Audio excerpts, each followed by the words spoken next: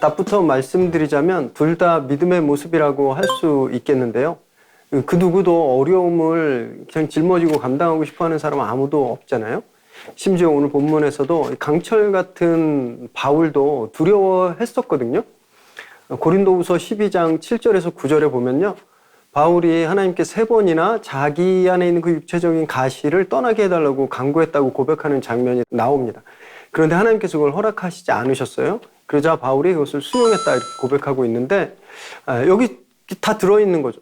가시, 즉 고난을 치워주시기를 기도하는 것, 또 그것을 수용하는 것, 이 다 들어있는 겁니다. 이 둘 다 믿음의 반응이라고 할 수 있는 거예요. 그런데 여기서 중요한 것은 고난, 가시가 아니라는 겁니다.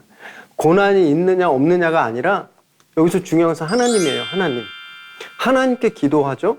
그리고 하나님의 말씀을 수용한 겁니다. 그래서 정리해보면 어려움을 치워달라고 하나님께 기도하는 것, 이것도 믿음의 반응이라고 할 수 있고요. 또 그러나 그 기도가 거절되고 그 고난이 계속 주어졌을 때 그 고난을 또 수용하고 받아들이는 것, 이것도 역시 믿음의 반응이다라고 우리가 할 수 있는 거죠. 빌라도도 오늘 본문의 갈리오처럼 예수님에 대한 그 불의한 재판을 기각시켰어야 했죠. 그게 맞습니다. 역사학자들은 이 빌라도와 갈리오를 좀 비교하면서 갈리오가 인품이 더 훌륭했고 공명정대했고 좀 비교적 좋은 총독이었다 이렇게 평가합니다. 실제 역사적으로 보면 이 갈리오는요. 불의한 황제, 네로 황제 암살을 시도하다가 이것 때문에 처형을 당하게 되거든요. 이런 거 보면 정말 빌라도보단 갈리오가 훨씬 더 훌륭한 좀 조금 더 정의로운 그런 총독으로 볼 수 있죠. 그러나 그렇다 하더라도 이 둘의 판결은요 다르지 않습니다. 지역적인 차이가 있었죠. 빌라도는 유다 지역 총독이었고 갈리오는 아가야 지역이었어요. 빌라도는 자기가 통제하던 지역의 주민들, 유대인들을 무시할 수가 없었습니다. 그래서 그 불의한 재판인 줄 알고 진행했죠. 반면에 갈리오는요, 헬라 사람들을 무시할 수 없었던 겁니다. 그래서 헬라 사람들 편에서 유대인들의 그 고소를 들어주지 않은 거라고 할 수 있거든요. 근데 만약에 입장이 바뀌어서 갈리오가 유대 총독이었다면 저는 갈리오도 어쩔 수 없이 빌라도처럼 판결을 내렸을 거다 이렇게 보고 있거든요. 그래서 기본적으로 이들의 판결은 달랐지만 이 둘은 그냥 같다라고 보실 수 있는 거예요. 양심보다는 민심을 살폈기 때문이거든요. 나중에 오늘 본문의 마지막에 보면 폭행당하는 회당장 소스데네를 모른 척 하잖아요. 이것도 헬라인들의 민심을 살폈기 때문입니다. 그래서 여기서 중요한 건 이들이 어떤 캐릭터인지 어떤 선택을 하는지 그게 중요한 게 아니라 하나님이 이루시는 섭리는 변함이 없다라는 거죠. 이게 중요한 거예요. 빌라도의 악한 판결을 통해서 인류 구원의 역사를 이루셨죠. 갈리오의 선한 판결을 통해서 바울과 교회를 보호하셨습니다.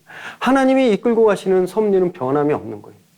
그래서 상황이 주어가 아니라 하나님의 섭리가 주어인 겁니다. 이걸 기억하시고 상황에 따라 일이 일비하지 않는 저와 여러분 되시기를 정말 바랍니다.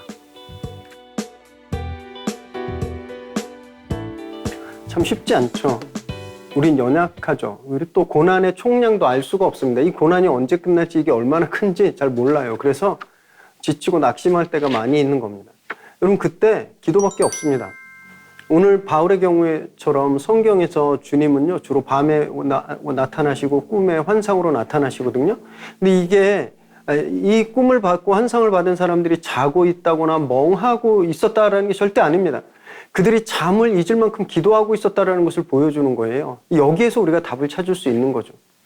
지치고 힘들고 쓰러질 때 그때도 포기하지 않고 기도해야 된다는 것을 우리가 배우는 거예요. 그때 주님이 우리에게 나타나시는 겁니다. 말씀하시고 회복시켜 주시는 거예요. 이것이 성경이 우리에게 증거하고 있는 팩트인 겁니다. 요즘 정말 많이 힘드시죠? 지치고 더 이상 못하겠다 막 이런 그런 마음도 드실 텐데 기도하시기 바랍니다. 매일 밤 저희가 10시에 워룸에서 기도하는데 매일 밤 그 워룸에서 또 금요일 9시에 하는 다락방 기도회에서 우리를 회복시켜 주시는 그 주님을 기도 가운데 정말 만나시길 바랍니다. 주님 우리 기도 중에 임하시고 우리를 회복시켜 주실 거예요. 그때 우리가 일어설 수 있는 힘을 얻게 되는 겁니다. 네, 오늘도 보내주신 질문들 가지고 함께 나누어 봤는데요. 궁금하신 점 있으시면 이메일 주소로 언제든지 보내주시고 백신 접종 꼭 맞으시기 바랍니다. 그리고 아침 저녁 쌀쌀해졌어요. 환절기에 건강하시기를 또한 기도하겠습니다. 축복합니다.